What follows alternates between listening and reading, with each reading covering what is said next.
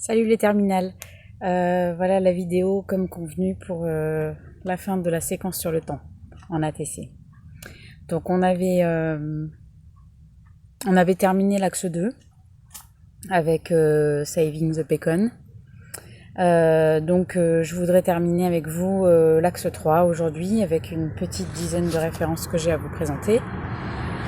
L'idée ce serait donc que vous abordiez une double page nouvelle et que vous fassiez les croquis, que vous colliez les images et que vous preniez en note les différents points, les différents concepts et notions de chaque référence. Je commence par une première référence sur cet axe 3 qui s'appelle Le temps de croître et slow design. Je vous rappelle, vous pouvez le noter. Le temps de croître et slow design.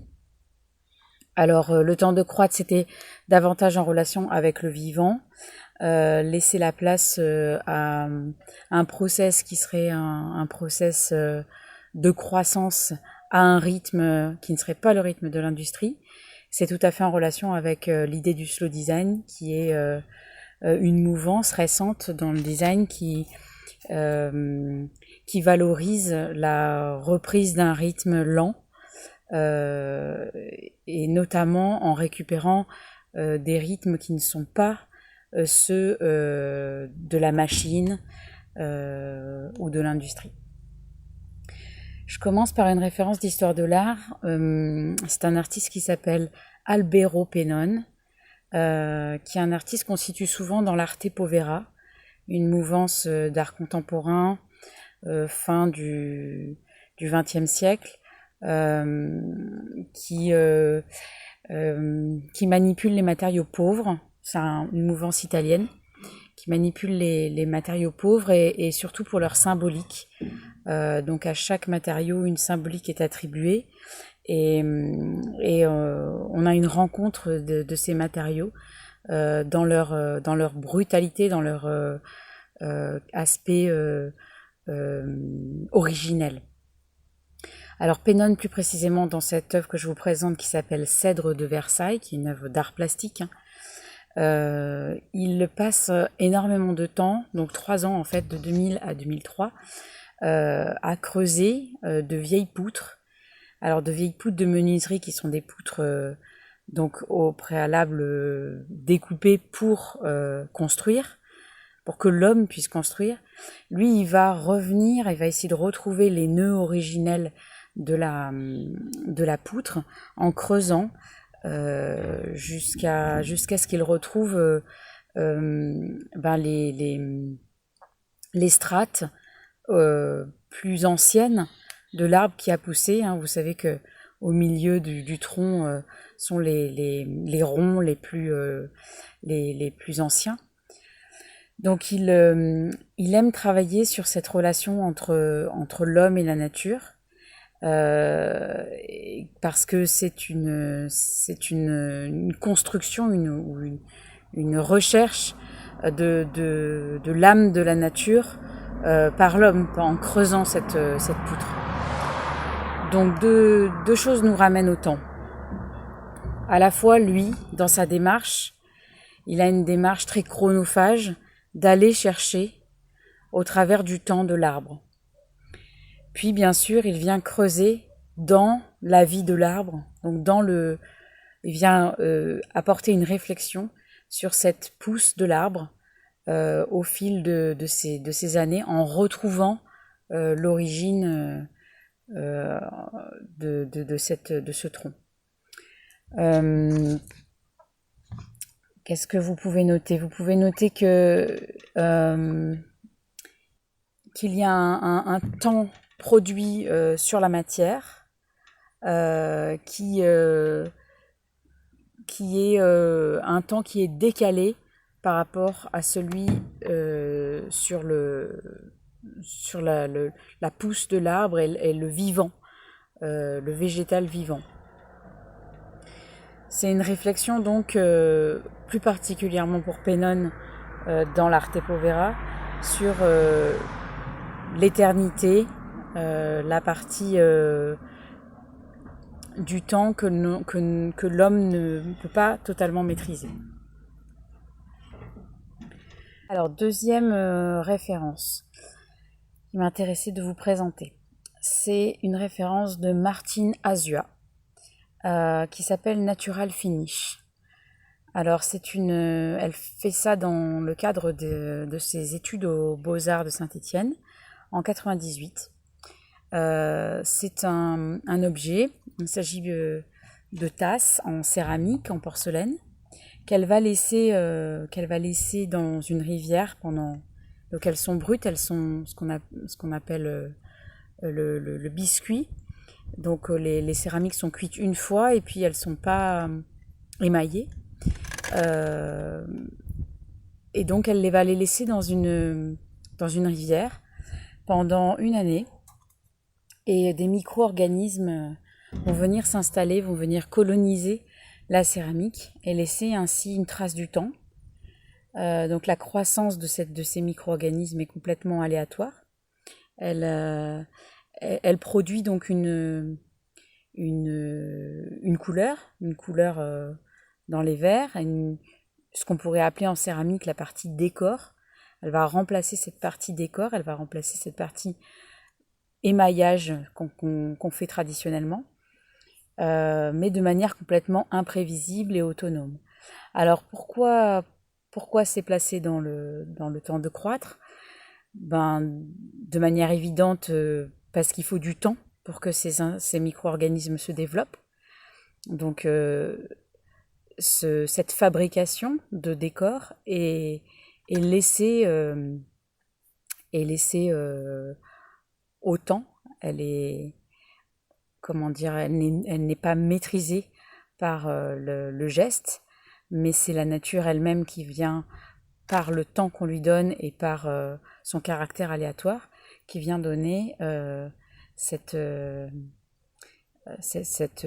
couleur et ce motif qui va être pour chaque objet différent. Ensuite, on laisse sur l'objet une trace de ce temps passé, de cette eau écoulée, qui crée une densité aussi de décor en fonction du temps qu'on laisse. Troisième référence, peut-être que vous la connaissez, c'est Suzanne Vespal avec son objet qui s'appelle The Discovery of Slowness, donc qui date de 2011. Cet objet, il présente tout simplement un kit, une sorte de... On est dans le do-it-yourself. On donne la possibilité à l'utilisateur de continuer à fabriquer son fauteuil, donc en lui donnant plus de confort éventuellement, parce qu'on va rajouter de la laine. Donc on propose à l'utilisateur de venir broder l'objet avec des fils de laine épais. Alors au-delà du do-it-yourself et de la proposition de personnaliser son objet, d'avoir un objet pour chacun différent, qui ne soit terminé que par l'utilisateur. Sur la réflexion sur le temps, c'est réellement une volonté pour cette designer d'offrir à l'utilisateur la possibilité de réfléchir sur ce qu'est le temps de fabrication d'un objet, et qu'on puisse à la maison se poser, avoir un temps pour fabriquer. Donc c'est un retour au geste manuel, et une valorisation de ce geste comme faisant partie intégrante de la fabrication d'un objet, mais aussi de son, une sorte comme si on s'appropriait, qu'on s'appropriait l'objet par le temps qu'on y passe aussi à finir de le faire. Donc un hommage à ce temps de fabrication manuelle et au process manuel que peut engendrer un artisanat. D'accord, il y a une réflexion sur le geste.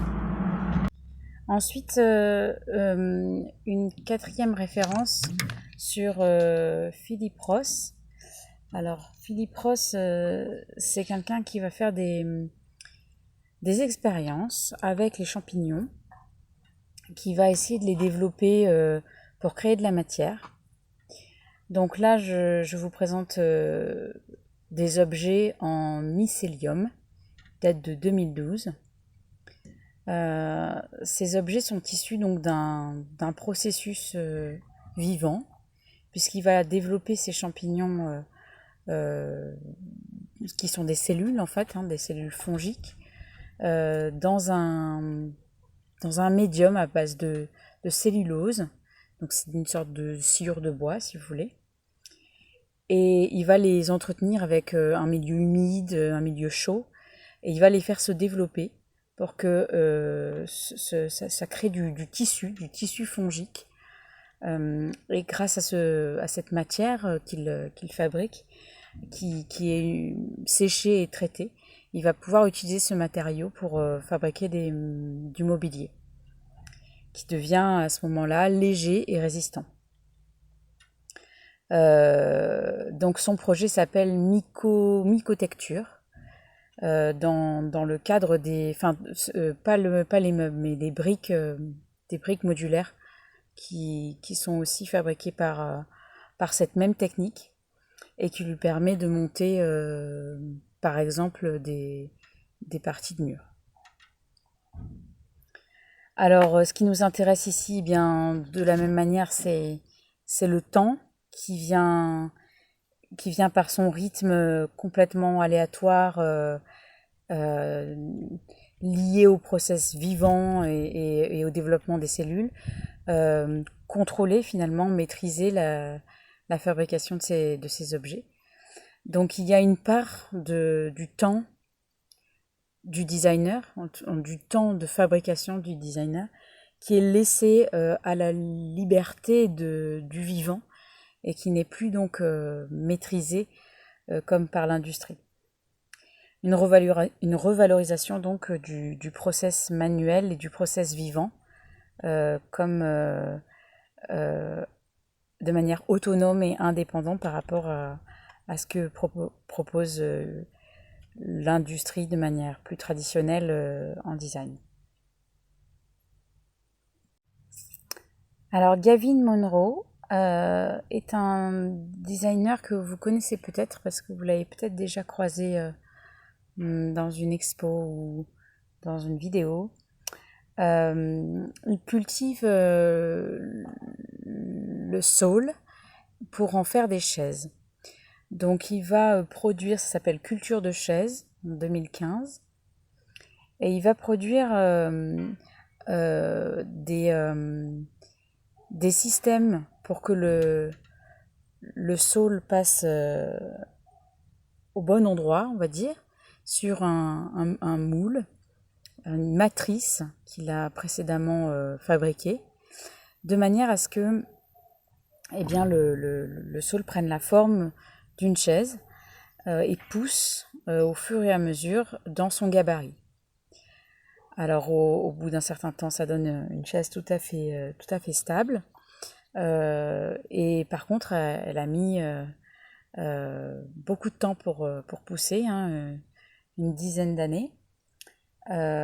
Et alors le saule est un arbre particulièrement adapté pour ce genre de fabrication, puisqu'il va être malléable au niveau de sa pousse. Alors ce qu'on a ici comme réflexion sur le temps, c'est toujours ce vivant qui vient donner le rythme de fabrication. Il y a donc une partie qui n'est pas maîtrisée par le geste humain ou par la machine humaine. Chaque chaise va donc être différente et avoir comme empreinte la marque de la croissance de l'arbre, la marque du processus mélangé entre la main de l'homme et le vivant lui-même, et l'aléatoire du vivant lui-même. Ensuite, je voulais vous parler d'un autre mouvement, d'un autre courant du XXe siècle, très important que vous connaissez peut-être, qui est le land art. Alors ce mouvement qui est encore aujourd'hui pratiqué, je dirais, et qui commence dans les années 70-80, met à l'honneur la construction manuelle et l'intervention dans la nature. Il va donc valoriser le rythme du temps de la nature. Et là où également ça nous intéresse, comme je dirais par rapport à la réflexion sur le temps, c'est que une des grandes caractéristiques du land art, c'est que les œuvres sont éphémères. Elles vont donc disparaître au cours du temps. La seule chose qui va les ramener à nous, c'est le témoignage de la photo ou de la vidéo. Alors, je voulais vous parler de Denis Oppenheim, de Andy Goldsworthy et de Neil Sudo. Alors, on a par exemple chez Denis Oppenheim, dans cette référence-là, une intervention dans la neige, graphique, qui va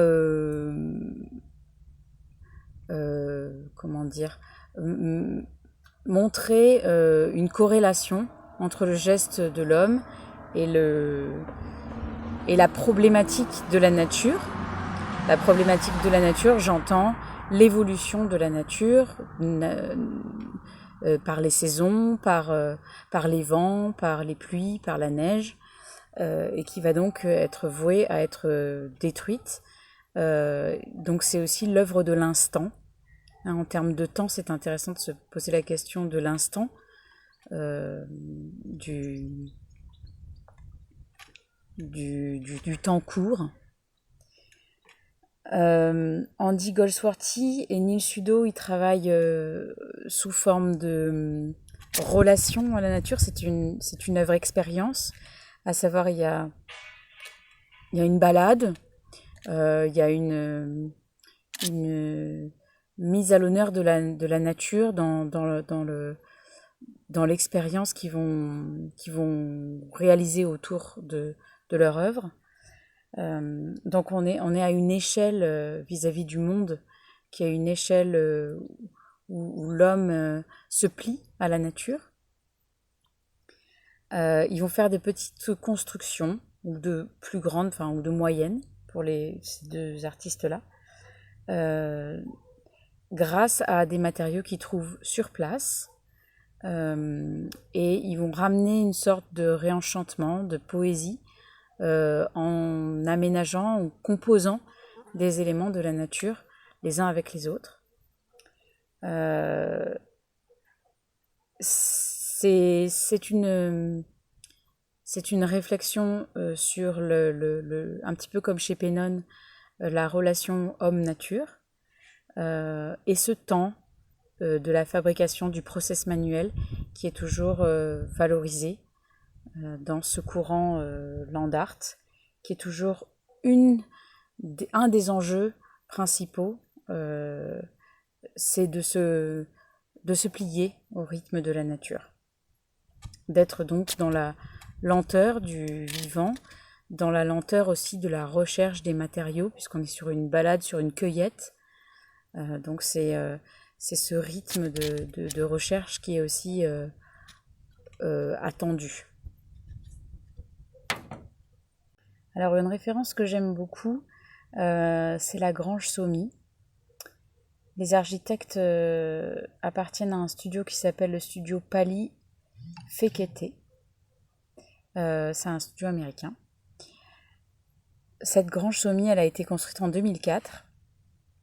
Alors c'est une grange, comme son nom l'indique, qui va permettre au fil des saisons de faire évoluer son apparence et sa fonction, puisque les deux vont être liés, grâce à l'empilement des bottes de foin qui vont s'imbriquer, se superposer au niveau des parois, au niveau des murs de la grange. Donc, au fil du rythme de l'exploitation, au fil des saisons, cette grange va changer. Elle va donc passer du plein au moins plein, au vide. Donc, lorsque l'on récolte l'herbe et qu'on crée des bottes de foin, elles sont vertes. Elles vont être empilées, donc au moment de l'été. Et elles vont remplir ces murs. Ces murs vont devenir pleins. Donc pour l'hiver, ça va être important de pouvoir avoir ce stockage. C'est une zone de stockage. Et puis ensuite, au fil de l'hiver, eh bien, le foin va être mangé par les bêtes. Et donc les murs vont se vider progressivement jusqu'à l'été d'après. Donc au niveau de notre réflexion sur le temps, déjà une architecture qui se plie au rythme des saisons, une architecture qui va se mouvoir, qui va changer d'aspect au fil de l'année et en relation avec l'exploitation. Donc ce temps qui est complètement inscrit dans cette architecture, mais aussi qui va signifier la fonction de cette architecture, à savoir une grange. Donc on a aussi une relation avec le rythme des bêtes. Et ce qui est important ici, c'est que elle révèle, de par ses couleurs, de par sa construction elle-même, ce temps qui passe, ce temps d'évolution du vivant.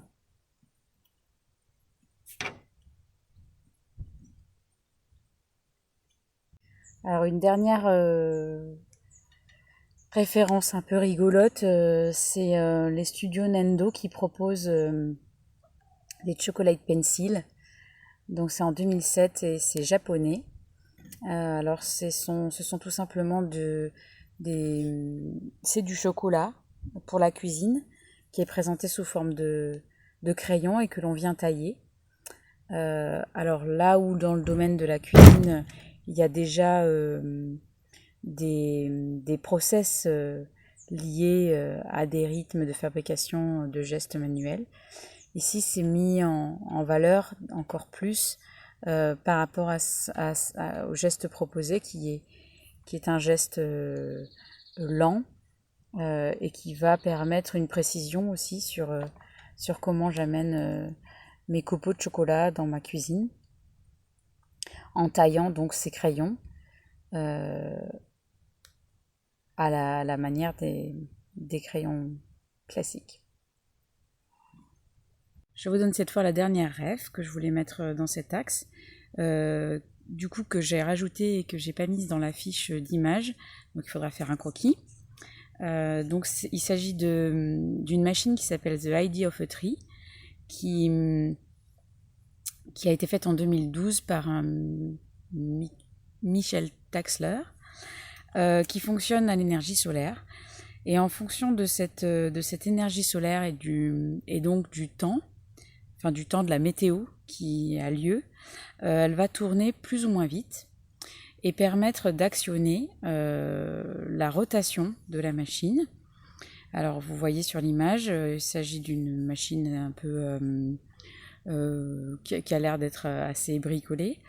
Et donc un cordon vient tourner autour d'un moule. Et avant ça, ce cordon est trempé dans de la colle et dans de la teinture. Le moule va tourner plus ou moins vite en fonction de la météo et du soleil, de l'ensoleillement. Et donc jouer sur l'épaisseur de l'objet à cet endroit. Donc l'objet devient témoin de ce temps écoulé, de cette météo qui a eu lieu pendant ce laps de temps, puisque en fonction donc je vous disais de de l'ensoleillement, la vitesse de la machine augmente et change l'épaisseur du produit. Donc l'objet devient en fait le témoin, l'enregistrement unique des conditions d'ensoleillement de ce moment. Voilà pourquoi il est intéressant, il est intéressant pour deux raisons. D'abord parce qu'il fonctionne à l'énergie solaire et que du coup, ce temps les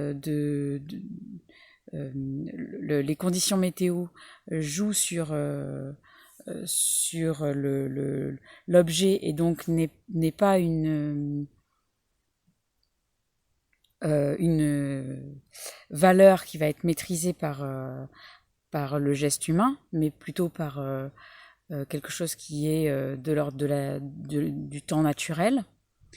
Et d'autre part, eh bien, l'objet va être témoin d'un temps unique passé un jour avec ces conditions-là d'ensoleillement. Voilà pour cet axe. J'espère que vous avez tout pu saisir. Désolée pour cette vidéo un peu improvisée, mais c'est pas une habitude pour moi. Je vous souhaite bonne continuation pendant que je suis pas là, puis à très bientôt. On se retrouve en février. Bisous!